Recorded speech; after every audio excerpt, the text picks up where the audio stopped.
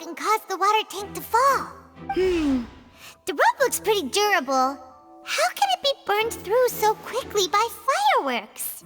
Why are you suddenly so serious, Traveler?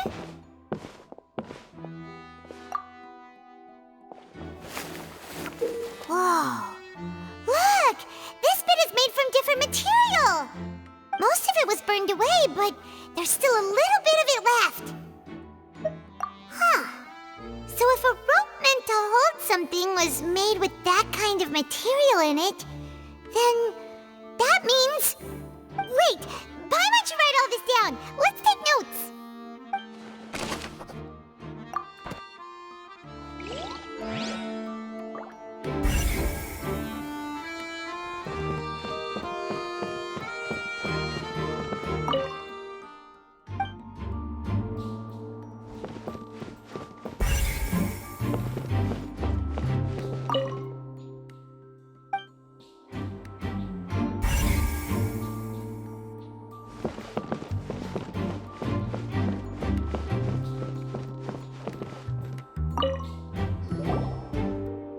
The investigation team has some new findings.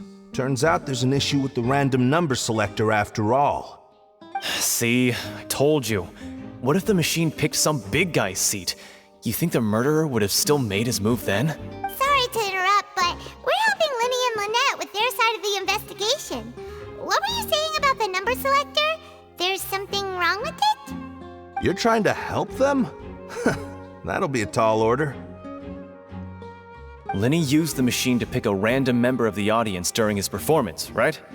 The lucky girl that later disappeared. Well, we thought there might be a serious problem with the machine, so we had it taken away for further inspection.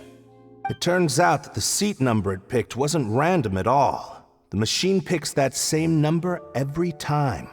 I'm sure you already know that you have to make a reservation in advance to get a seat, regardless of whether it's a trial or some performance.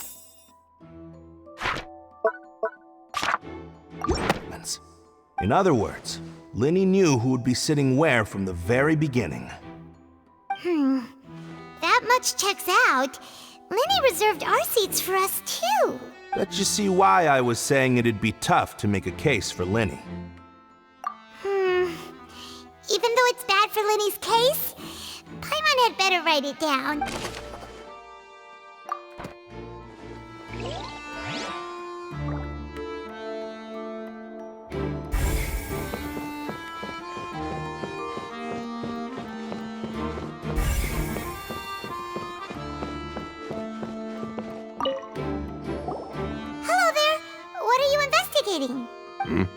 Oh, this location has also been cordoned off because the Magic Troupe members are currently considered prime suspects.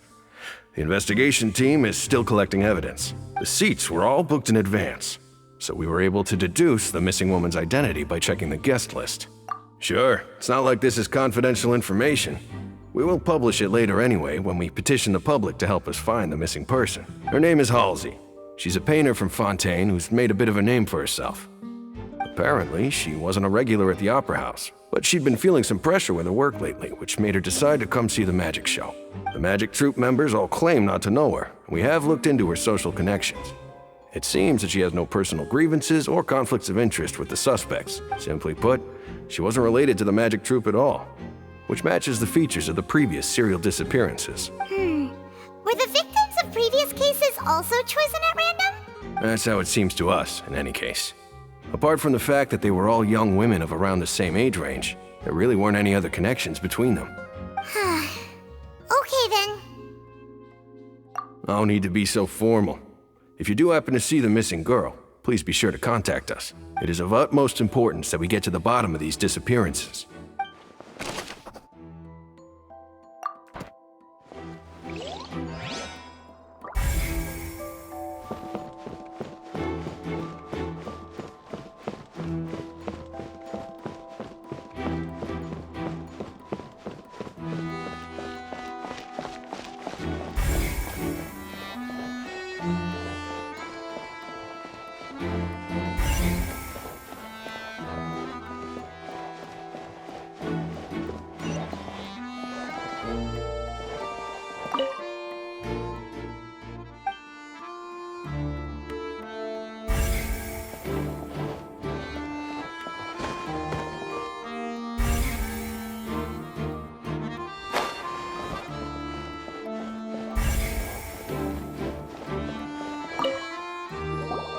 I see that you're investigating the area.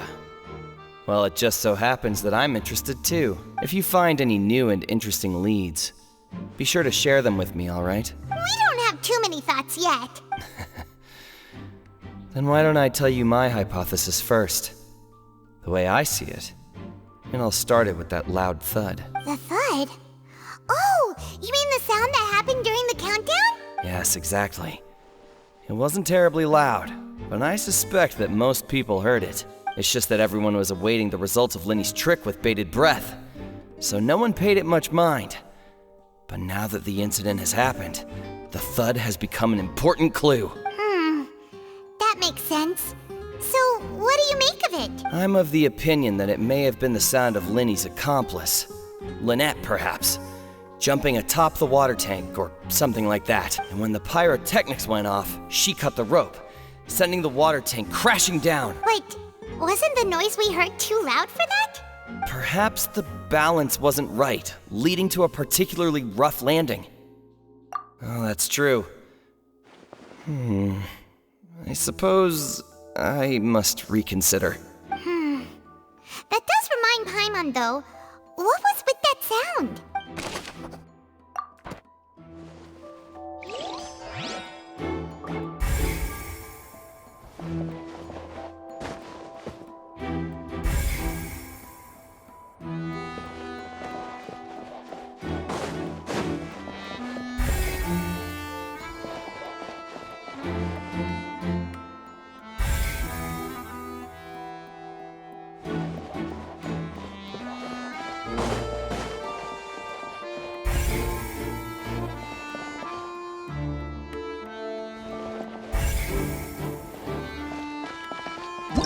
Whoever them, why would it be? We all heard.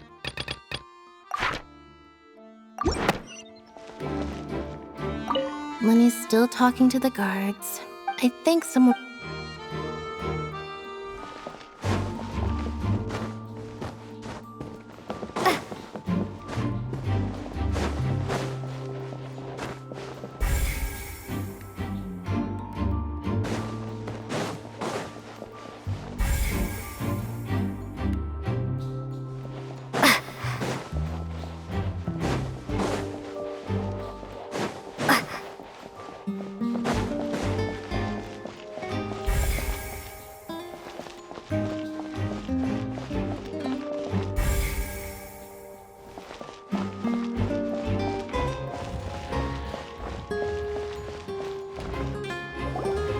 Hey, you!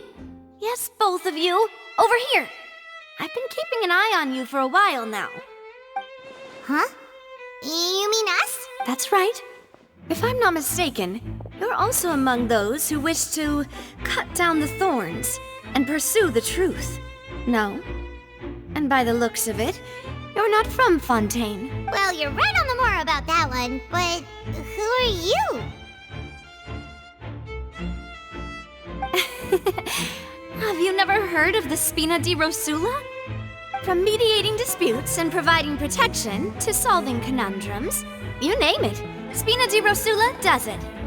And I, Navia, have the honor of being its renowned president. Though those who play by our rules call me boss. I'm Silver, her attendant. Pleased to meet you.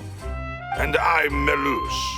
Demoiselle's various daily needs and affairs are under my purview. Huh? Boss? Demoiselle? What gives with the names? Well, I am the second generation president. Malus and the others are still used to my previous title. My apologies, Demoiselle. Should you prefer, boss, I will endeavor to use that instead. No need. You don't have to call me boss. Just Navia is fine. Okay, if you say so. Not that we're members of Spina di Rosula anyway. All merely trifling details. Never mind. Now, back to the situation at hand. That's right. I've always kept an eye on the serial disappearance cases. My interest stems from a matter back from my father's time. Judging from the look of things, I find Linny an unlikely mastermind. Really? We think so too! That's why we're looking for clues now! But how did you come to that conclusion? Intuition, naturally. My unparalleled intuition. Farina sure was quick to point the finger at Linny without any decisive evidence whatsoever, wasn't she? But that's not uncommon for her. If you remember, the Justice had to interrupt her and ask if she was pressing charges just to keep her from getting carried away. Anyway, a trial begins the moment someone levels charges. And, of course, there was no way Farina was going to back down in that situation. Sounds more like you just don't trust the Hydro Archon. Well, what's your opinion? I must admit that she can be interesting at times, but liking her doesn't mean that I'll blindly agree with her. All right, I've answered your question. Now, it's time you answer mine. Wait a minute, did that answer count? Well, I say it does. But don't worry, you won't hear any pointless questions from me. In your opinion, do you think it's right to treat a trial like it's an opera? Well? And why would that be?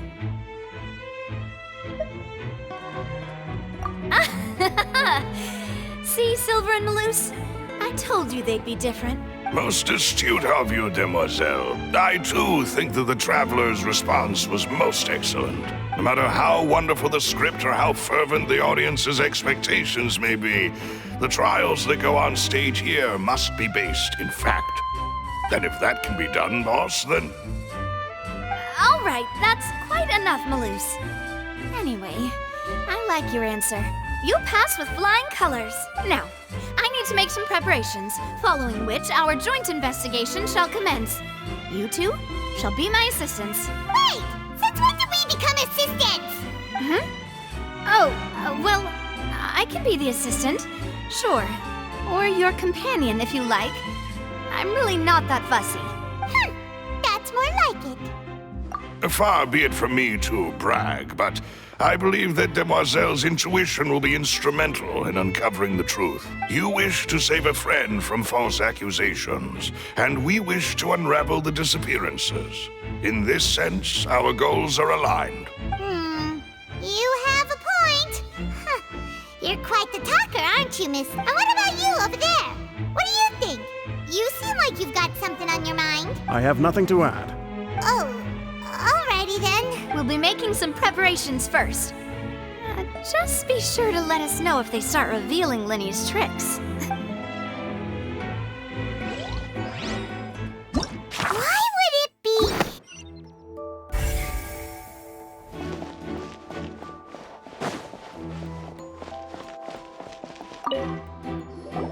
Sorry, but no one can freely... No, we're not leaving. We're representing Linny and Lynette as attorneys, so were you always guarding this entrance? Yes! After the Chief Justice gave the order, everyone coming in or out must undergo a strict inspection. So, the missing girl couldn't have left from here. At least, not from that point on. I doubt there was much opportunity then, either. How can you be so sure, Well, because I was in charge of security near the entrance at that time. I couldn't see Linny's performance from here, which was quite a shame. Just my luck, but still, I did not abandon my post. And I stayed put no matter how loud the applause was. If someone had so much as even approached the door, I would have noticed it, let alone if they had tried to leave. We Melazines are good at that sort of thing, you know. So, it's safe to say the girl couldn't have left through here. All right, thank you for your help. This will be useful info.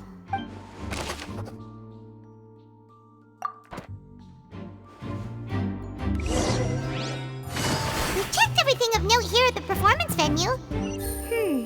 Paimon wonders how Linny's discussion with the guards is going. Let's go see, shall we? Ooh, things are getting interesting, huh? We're about to see how magic is made.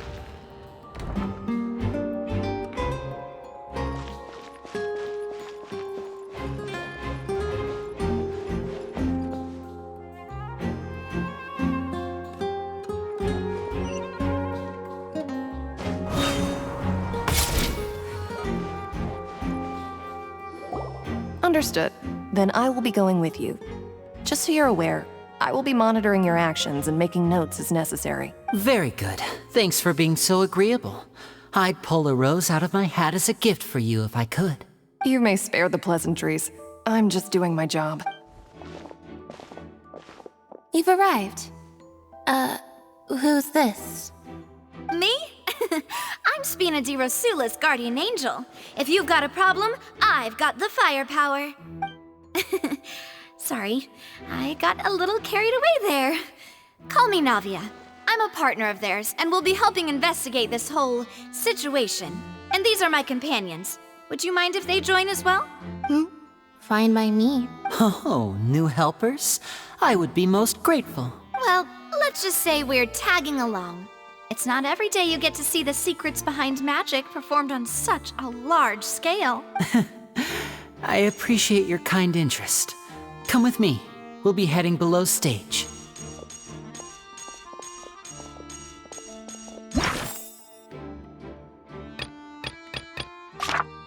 Huh?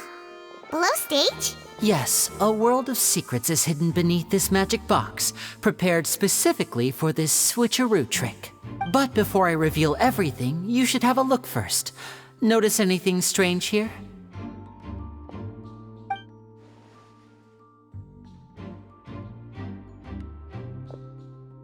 I'm not trying to be dramatic. Remembering the details of a trick will help you understand the methods used to perform it more easily. Huh.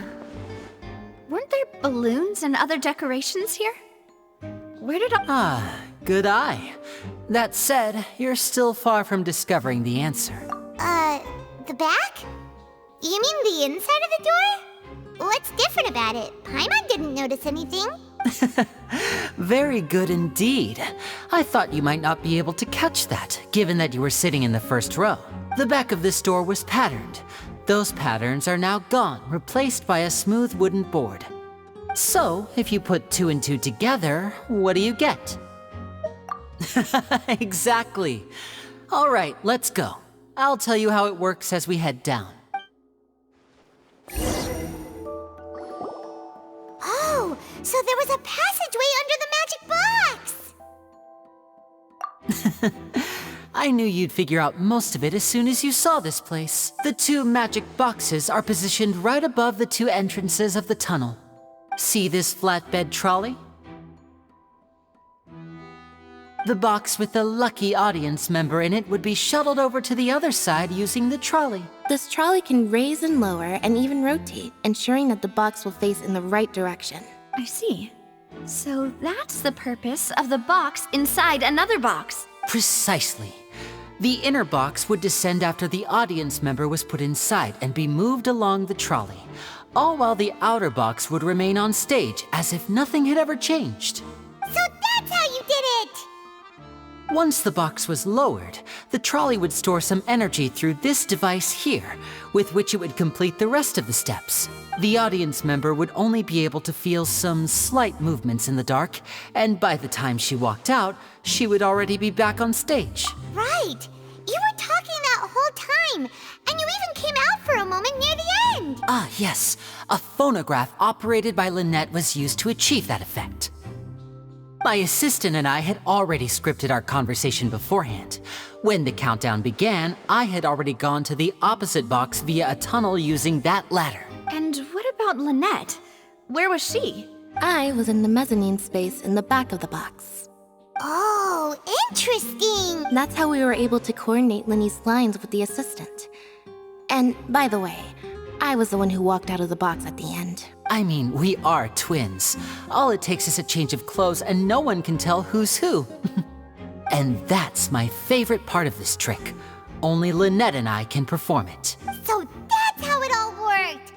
Wow, every detail you were— Lynette would briefly walk out of the box and then go back in, jumping into the tunnel and escaping before the box on the trolley could finish ascending. And then I walk out of the other box in the audience area, and the trick would be complete.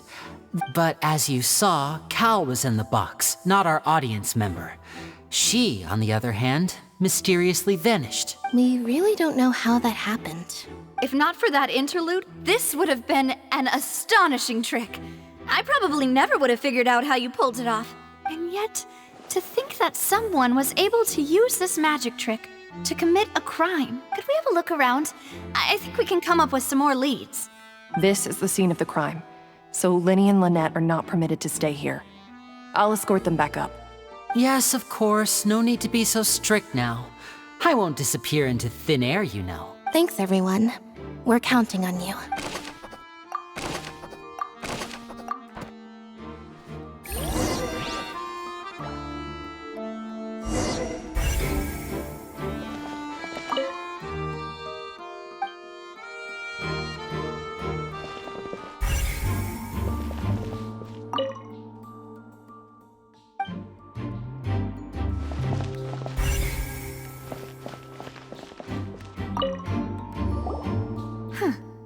What's this? Looks like a hook tied to the end of a rope. Huh? Perhaps it was a prop for a different trick. But why would it have been left here? Whatever it is, let's make a note of it first.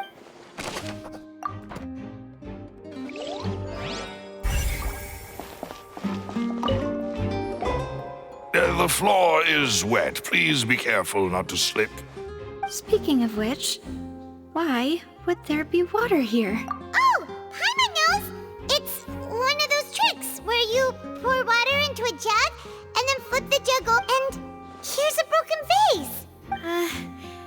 That can't be.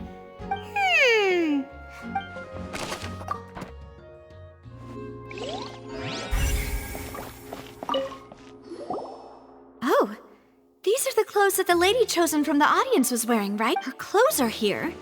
But right. Ugh, this...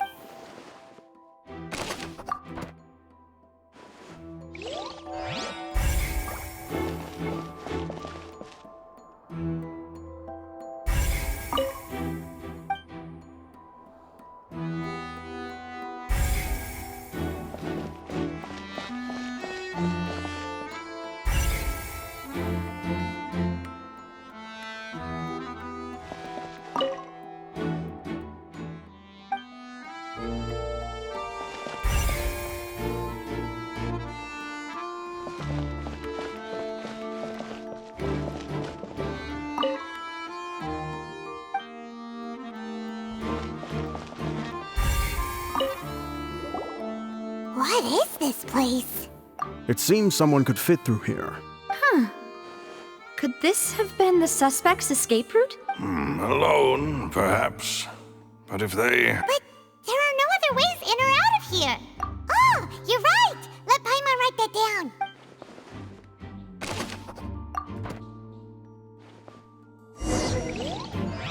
Seems we're just about done investigating down here. Yes, let's head back up.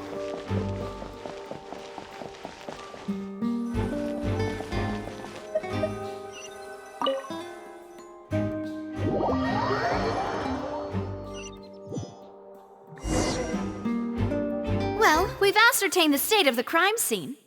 Let's find a place to sort out our findings once Malus returns. It seems to me that there are several things that don't add up here. Apologies for the wait, demoiselle.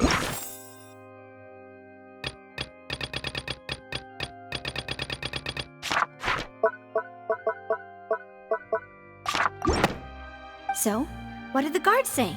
Did the They believe the odds of that are very low, since the vent leads to the Opera House's basement. The guards have checked the area carefully.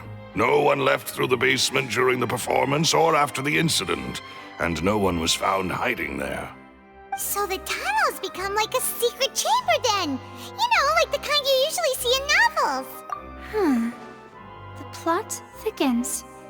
Halsey's disappearance and Cowell's death are both quite inexplicable. No wonder Farina was so confident in her accusation. All the current evidence points toward Linny and Lynette. In other words, the charges are very likely to be upheld unless we make some considerable progress. Charges and then trial. So if the charges are upheld, they'll announce a sentence? That's right. This is how a trial goes in the Opera House.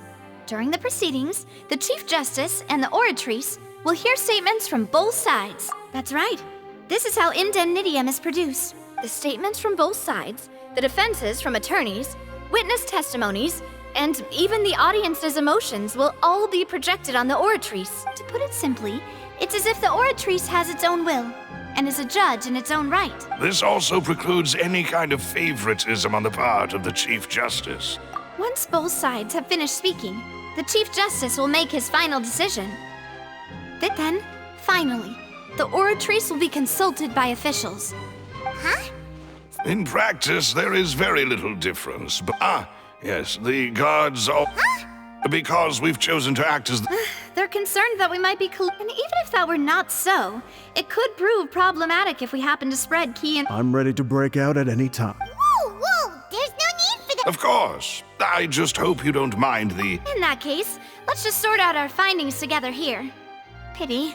I mean, what better way to properly think through our Breaking out suddenly doesn't seem like such a bad idea. Just kidding! Paimon will still do her best, even if there are no snacks. What do you mean, no snacks? Huh? Understood, Demoiselle. Everyone, please come with me.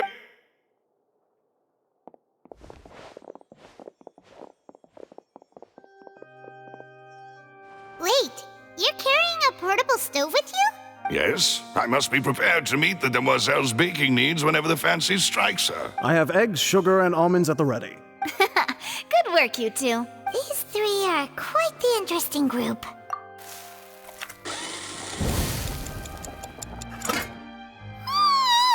And Paimon thought it smelled good while it was still in the oven! From the way you had these two guys carrying all that stuff around, but you ended up doing the entire thing by yourself! I was applauding. And I was giving encouraging smiles.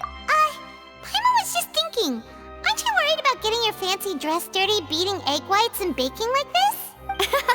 Well, I don't think it's carved in stone anywhere that fancy ladies can only read books, sip tea, ride horses, and play the piano. Don't underestimate beating egg whites, by the way. It's a real arm workout. You also need to beat them to just the right consistency, or your macarons will crack. Anyway, give these a try, fresh out of the oven. Only 3? Well, eating too many sweet treats might send all that sugar to your head. Tea is ready to be served as well. This is Demoiselle's favorite, strong. No need for concern. I'm merely doing as I should. All right then. Down to business. As Paimon mentioned previously, the tunnel seems to be something of a secret chamber. However, we can assume that Linny and Lynette were not alone within it. Some criminal also occupied its sealed confines. The magician twins could have committed the crimes, of course, but they lack any logical motive. Exactly! Why would they do such a thing right when everyone was watching? The flower vase and the thud we heard during the performance could indicate some altercation between Halsey and the criminal in the tunnel, resulting in the shattering of the vase, the discarding of her clothes, and her abduction. Perhaps the criminal thought that since she was chosen from the crowd, she would be... Paimon thinks that makes...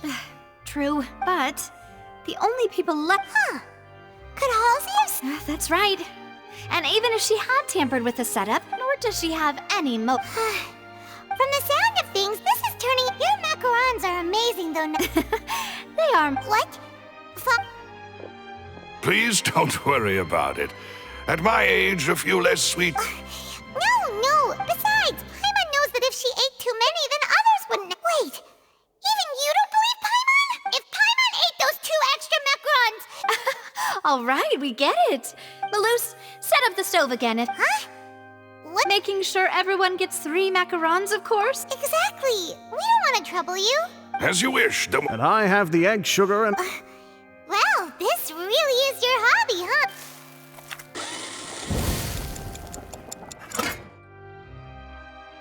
Well, that's it for snack time. I'm going to have another look around the area. I don't know what we're looking for yet, but we've still got some time. It would be awkward if you got all tongue-tied on stage during the trial. All right, thanks for your help. It was nothing. A small task for the Spina di Rosula. Silver, Maloose, it's time to go. I'll be back if I find anything new. All